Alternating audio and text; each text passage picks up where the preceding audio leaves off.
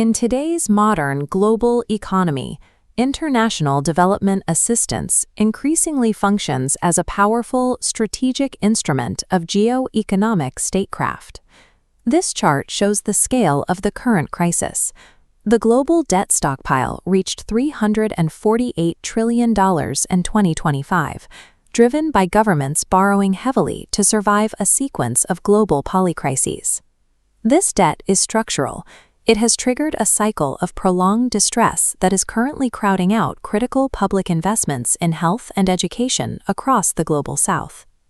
Developing nations are now caught in the middle of a high-stakes competition, forced to choose between two competing, equally inflexible lending paradigms.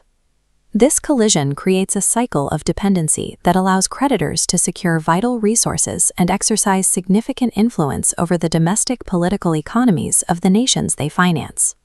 The Western financial architecture was established at the 1944 Bretton Woods Conference. These institutions, the IMF and the World Bank, were originally designed to promote macroeconomic stability and rebuild the global economy following World War II. This chart shows the extreme asymmetry in how these organizations are governed. The United States holds a 16.49% voting share, more than double China's 6.08%. Because major policies require supermajorities, the math ensures that no significant bailout can be enacted without American approval. To unlock Western liquidity, distressed nations must enter structural adjustment programs. These agreements require borrowing governments to implement fiscal austerity measures, which frequently include slashing public spending, privatizing state enterprises, and eliminating vital food and fuel subsidies. In 2024, the Kenyan government agreed to a multi-billion-dollar IMF loan that required aggressive new revenue mobilization. To comply, the state introduced a finance bill that placed heavy taxes on daily essentials like bread, vegetable oil, and petroleum. The tax proposal triggered immediate violent unrest. Pan across this banner, and you can see the scale of the public outrage. At least 50 civilians died in the demonstrations that followed, eventually forcing the government to withdraw the bill. These bailouts create a zero-sum choice for sovereign leaders. To satisfy external creditors and maintain access to credit, nations are frequently forced to sacrifice their domestic social stability and democratic accountability. Over the last 2 decades, China emerged as the world's largest bilateral creditor. Through the Belt and Road Initiative, Beijing has deployed over $1 trillion in cumulative engagement to finance infrastructure projects across Asia, Africa, and Latin America. This model avoids the policy conditionalities of the West, but it employs hard-nosed commercial risk mitigation. Contracts are often opaque and designed to aggressively protect Chinese state assets in high-risk environments.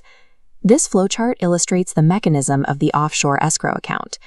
Many Chinese loans are secured by revenue from commodity exports. This money flows directly into a restricted, lender-controlled account, ensuring priority debt service before reaching the national treasury. This drains liquidity needed to fund domestic services or respond to economic shocks, creating inflexible dependence and placing fiscal policy under foreign control for 20 years. In the Democratic Republic of the Congo, the Sika Mines deal utilized this model to secure loans against the future profits of copper and cobalt mines. The agreement provided roads and hospitals, but it also transferred functional control of the DRC's most valuable minerals to foreign state-owned entities. While Eastern loans offer the allure of rapid development without policy strings, their legal mechanics quietly encumber state assets and revenues, stripping borrowing nations of their sovereign fiscal autonomy. This debt has become weaponized by a hostile global economy. As Western central banks raised interest rates to fight inflation, borrowing costs for African nations surged 91%. Even the World Bank's rates for creditworthy nations spiked from 1.4% to 5.2%. Pakistan provides a clear example of the resulting paralysis. Between 2018 and 2022, the nation's public debt exploded by 77%, leaving the government unable to meet its obligations. The country took on massive short-term commercial loans from China for infrastructure, but as liquidity dried up, they were forced back to the IMF for an emergency bailout. This created a paradox. The IMF requires severe austerity that crushes the industrial growth Pakistan needs to generate the revenue to pay its Chinese creditors. The collision of opaque commercial debt and punitive austerity ensures that the nation remains trapped in a cycle of dependency, unable to grow out of the crisis. The international community attempted to coordinate relief through the G20 Common Framework, but the grid of leaders you see here remains fundamentally divided. Restructuring efforts now take 3 times longer than they did historically. The deadlock is ideological. Western creditors demand equal losses for all lenders, while Chinese policy banks insist on being treated as commercial actors, whose principle must be protected. In Sri Lanka, this standoff brought the economy to a standstill. As creditors bicker over collateral, citizens are forced to endure shortages of medicine and food. The sign held by this protester highlights the real cost of institutional failure. In 2023, the mathematical reality of this crisis reached a grim milestone. Sub-Saharan African nations now collectively spend more on servicing debt interest than they do on public education. Reforming this architecture requires a shift toward grants and debt for climate swaps that prioritize human survival over creditor leverage. Until the system changes, foreign aid will continue to erode the sovereignty and stability of the developing world.